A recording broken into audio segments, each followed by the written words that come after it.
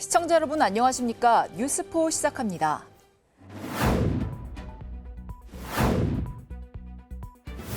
금호타이어 광주 공장에서 발생한 화재로 인근 주민들이 임시대피소에서 밤을 지새웠습니다. 동대문구가 일자리를 제공하기 위한 지역 공동체 일자리 사업 참여자를 모집합니다. 제12회 대구 국제뷰티 엑스포가 엑스코에서 열렸습니다. 대전시가 한바수목원에서 맨발 걷기 산책로 조성을 마치고 개장식을 진행했습니다. 제주도가 2025년 5월 청소년의 달 기념식을 개최했습니다. 금호타이어 광주 공장에서 발생한 화재로 인근 주민들이 대학체육관에 마련된 임시 대피소에서 밤을 지새웠습니다. 화재가 난 공장은 광주 도심에 위치한 데다 하루 약 13,000명이 이용하는 송정역 바로 옆이라 많은 광주 시민들이 불안에 떨었습니다.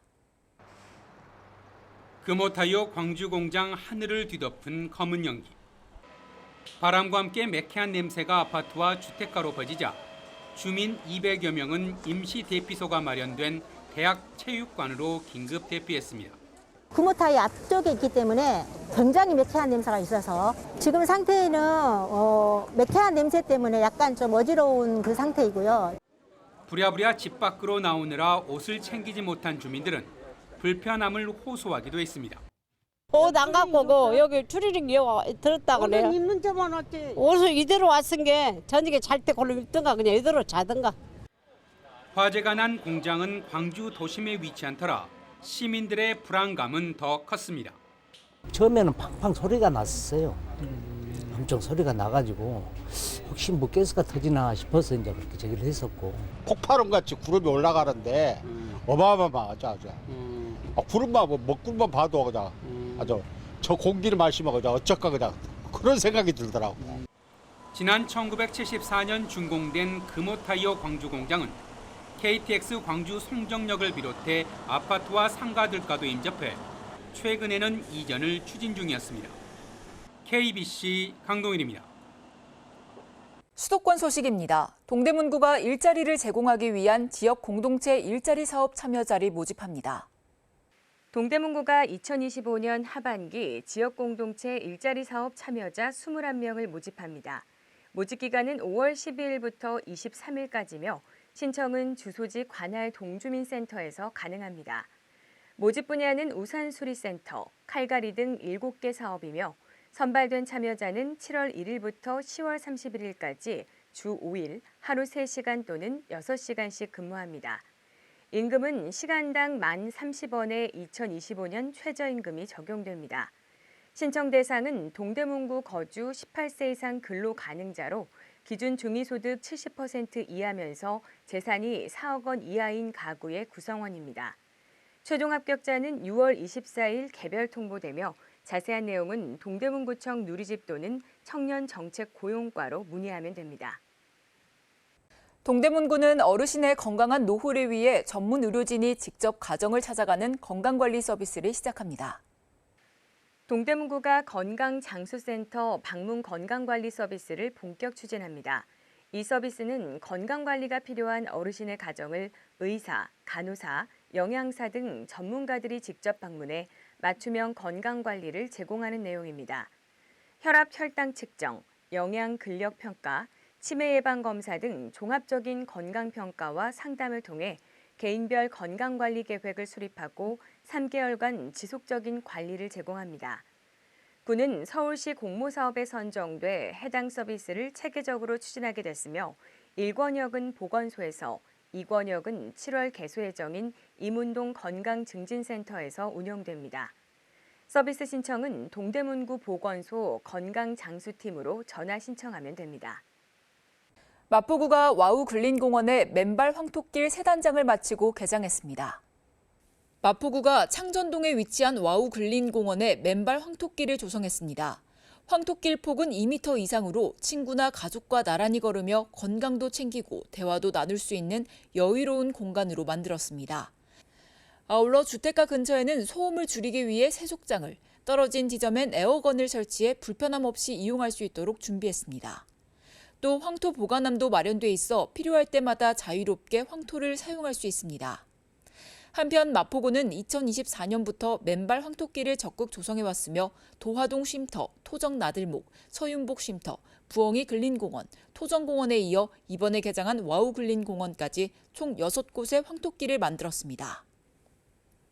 이어서 광역시 소식입니다. 제12회 대구 국제뷰티 엑스포가 사흘간의 일정으로 엑스코에서 개최됐습니다. 13개국 30여 해외 업체가 수출 상담회를 열고 국내 유통사의 구매 상담도 진행했습니다. 대구시가 15일 엑스코에서 제12회 대구 국제뷰티 엑스포를 개최했습니다.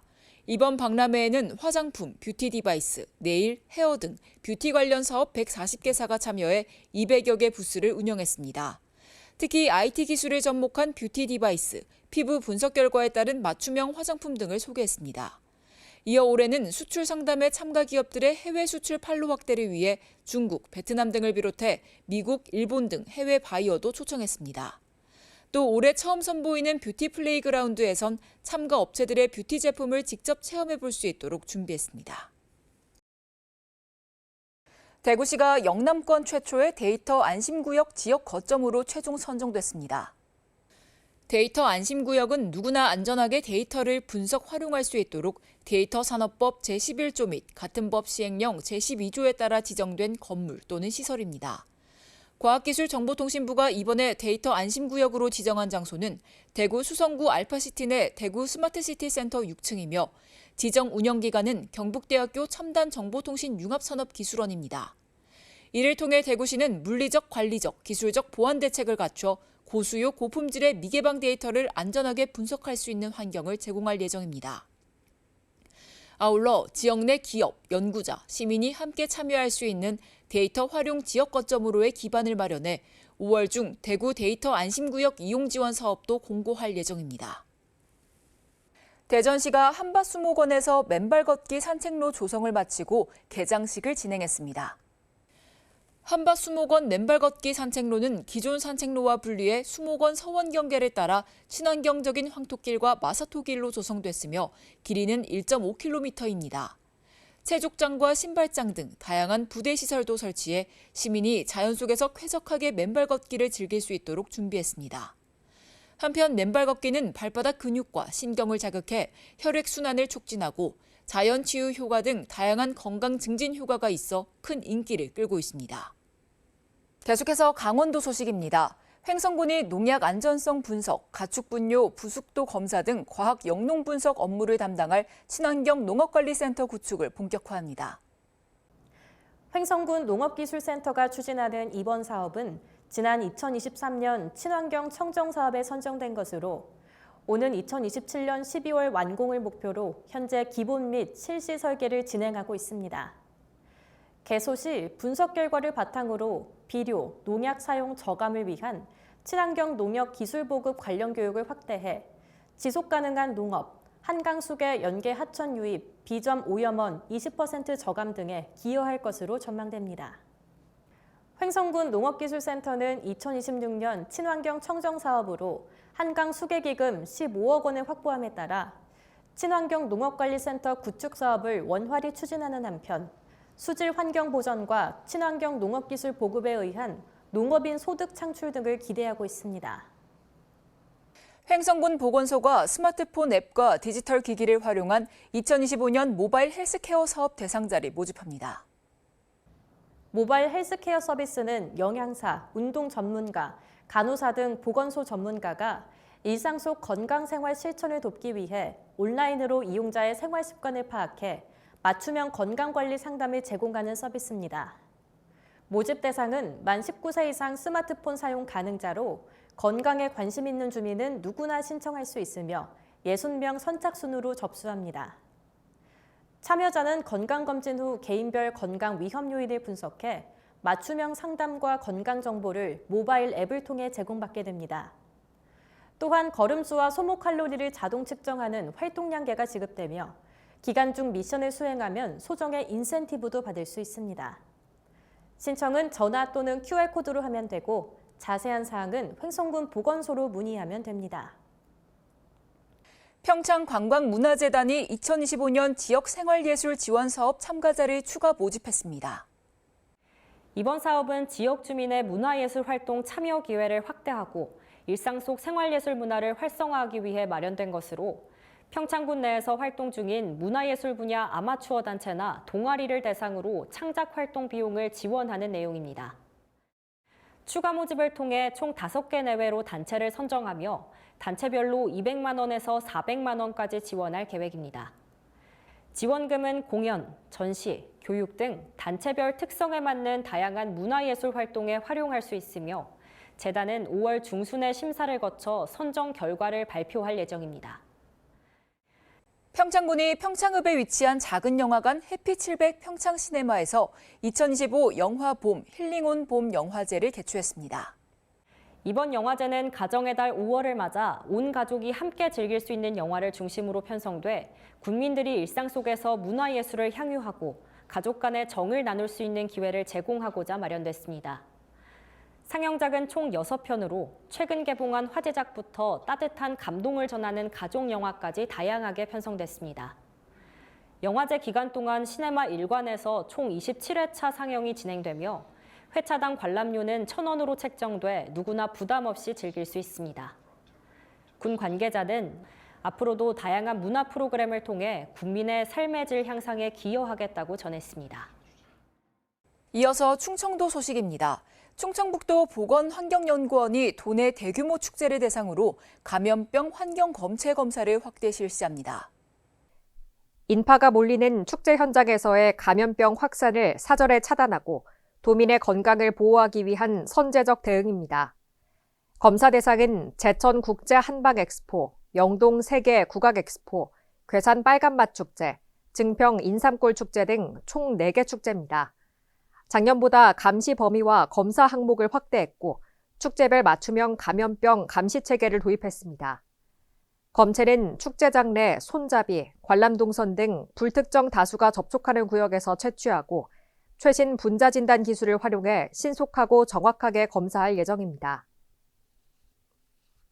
충북도가 미국 관세 부과의 영향을 받는 기업을 돕기 위해 중소기업 지원 자금을 투입합니다. 충청북도는 경영안정지원자금 500억 원을, NH농협은행은 중소기업 자금 300억 원을 관세 부과 영향기업에 우선 지원합니다.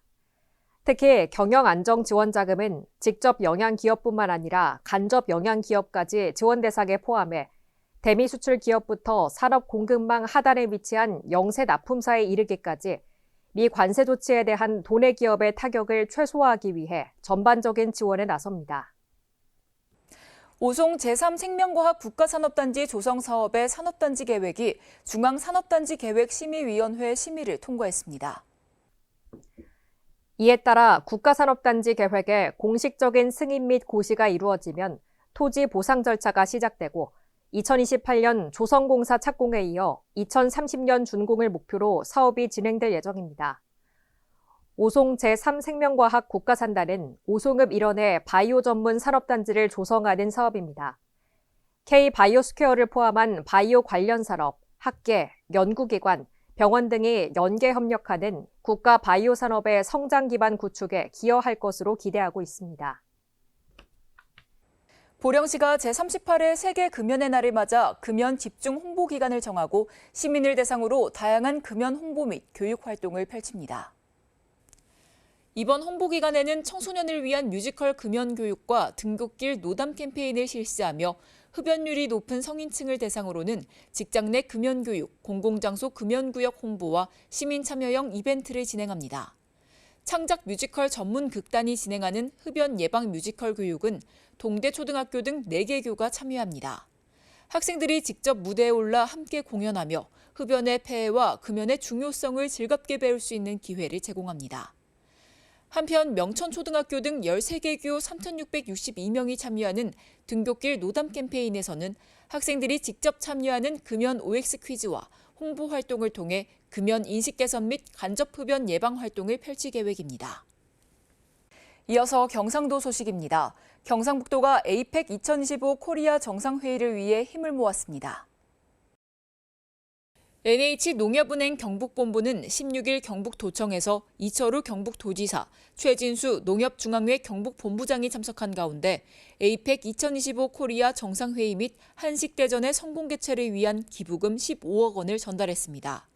김주원 농협은행 경북본부장은 세계 정상들이 참여하는 에이펙 정상회의가 경북에서 성공적으로 개최돼 최근 초대형 산불로 어려움을 겪고 있는 지역관광산업과 경제가 활기를 되찾을 수 있길 바란다며 앞으로도 에이펙 정상회의 성공적 개최를 위한 지원을 아끼지 않겠다고 밝혔습니다. 거창군이 대한민국 대표 청년 친화도시로 선정돼 전국 지자체의 벤치마킹 발길이 잇따르고 있습니다. 거창군은 지난 2월 대한민국 최초의 3대 청년 친화도시로 지정된 이후 이러한 주목을 받고 있습니다. 청년 친화도시 제도는 청년의 참여를 바탕으로 발전 및 역량 강화를 도모하며 청년 삶의 질 향상을 위한 지역을 조성하기 위한 제도입니다. 2023년 9월 청년기본법 개정으로 법제화된 후 올해 전국 3개 지자체가 처음 지정되었습니다. 특히 거창군은 지방 군 단위, 농촌 지역, 인구 감소 지역 중 유일하게 지정되어 지역이 가진 자원과 특색을 활용한 정책 추진으로 타 지자체의 주목을 받고 있습니다. 전라북도 고창군, 전라남도 순천시 등 유사한 여건의 시군들로부터 많은 관심을 받고 있습니다. 지난 14일에는 자매결연 도시인 전라남도 화순군에서 청년 정책 견학을 위해 거창군을 방문했습니다. 이번 견학에는 화순군 인구청년 정책과 과장을 비롯한 20여 명의 관계자가 참여했으며 청년문화거점 공간인 거창 청년 사이에서 청년 친화도시 거창의 우수 사례와 정책 추진 노하우를 공유하는 시간을 가졌습니다. 방문단은 청년몰 거창 IN140과 경상남도 제1호 지방정원으로 국가정원 지정을 추진 중인 거창 창포원도 둘러보며 일정을 마무리했습니다.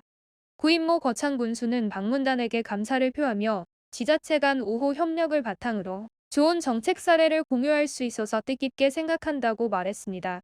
또한 노시로의 청년 유출과 수도권 집중 현상 속에서도 청년 친화 도시로 지정된 만큼 지역에서도 청년들이 머무르고 싶은 거창, 살고 싶은 거창이 될 수 있도록 꾸준히 힘쓰겠다고 밝혔습니다.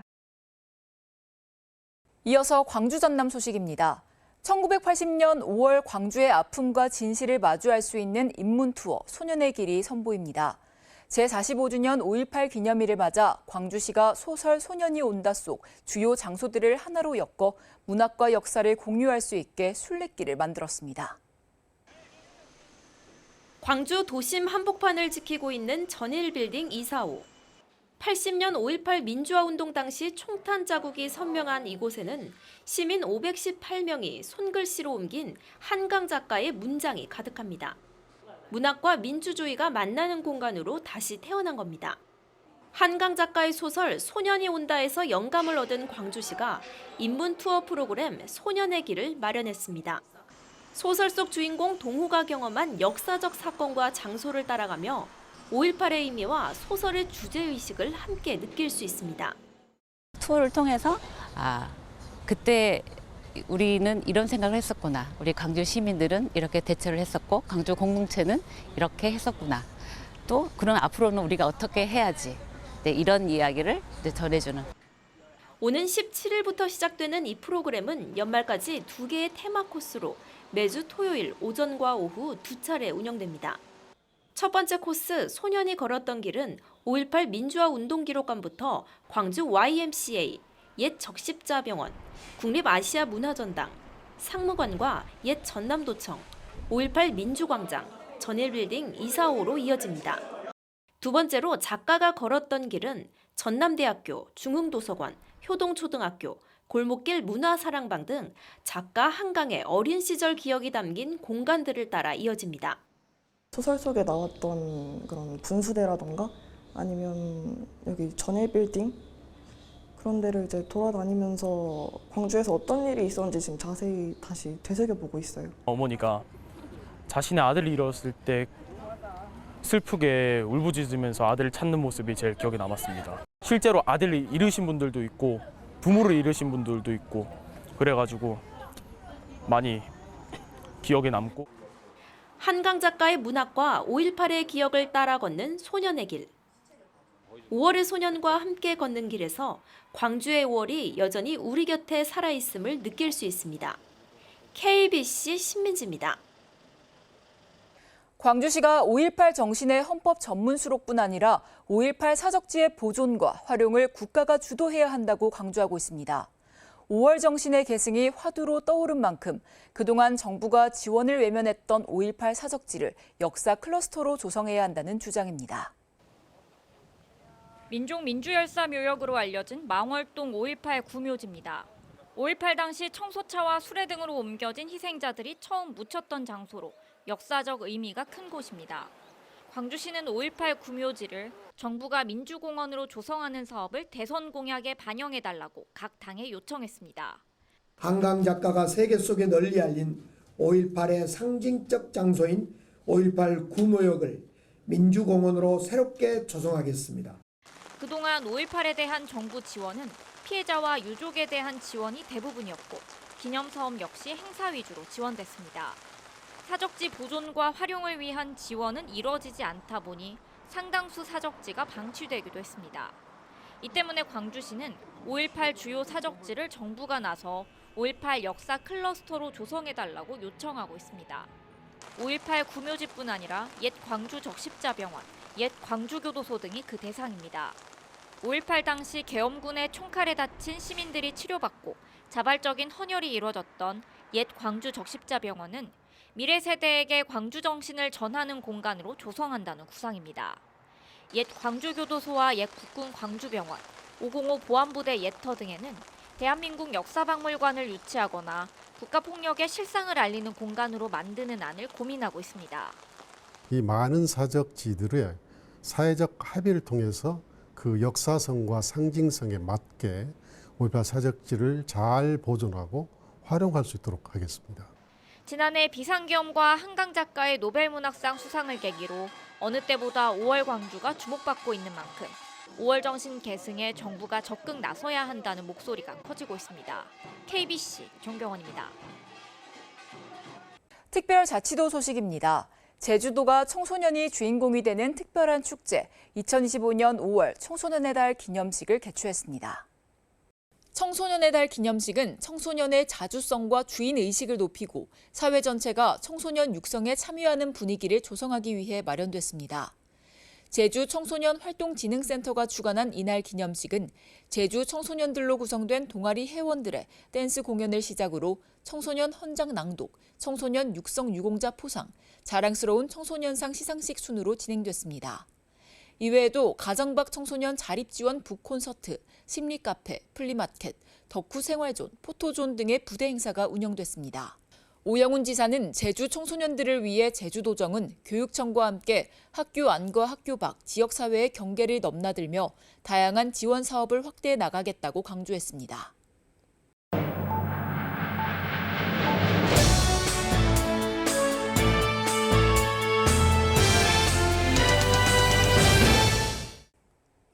새로운 정책을 소개해드리는 정책 톡톡 시간입니다. 올해부터 누구나 긴급 돌봄 서비스를 이용할 수 있습니다. 새해부터 질병, 부상 등으로 급히 돌봄 서비스가 필요하면 소득 수준과 관계없이 누구나 긴급 돌봄 서비스를 이용할 수 있습니다. 질병, 부상, 갑작스러운 주 돌봄자의 부재로 혼자 일상생활을 수행하기 어려움에도 돌볼 수 있는 다른 가족이 없거나 타 서비스를 이용할 수 없는 경우 긴급 돌봄 서비스를 이용할 수 있게 됩니다. 희망자는 주민등록상 주소지의 읍면동 행정복지센터에 서비스를 신청하면 최대 30일의 방문 돌봄 등을 지원하는데요. 서비스 이용비는 소득 수준에 따라 본인 부담이 차등 부과됩니다. 올해부터 56세에 해당하는 사람은 국가 건강검진을 받을 때 C형 간염 항체 검사를 받을 수 있습니다. 질병관리청은 2025년부터 국가건강검진의 C형 간염 항체 검사를 실시하고 검사 결과 항체 양성자에게 C형 간염 확진을 위한 검사 비용을 전액 지원한다고 밝혔습니다. 한편 이번 C형 간염 확진 검사는 올해 기준으로 1969년생인 56세의 국가건강검진 수검자인데요. 정부24 홈페이지를 통해 온라인으로 신청할 수 있습니다. 장거리 여행 뒤 찾아오는 피로는 몸의 작은 신호일 수 있습니다. 피곤함이 오래 지속된다면 피로 증후군일 가능성이 있는데요. 집중력 저하, 기억력 감퇴 등 다양한 증상을 동반하기 때문에 조기에 적절히 관리하는 것이 중요합니다.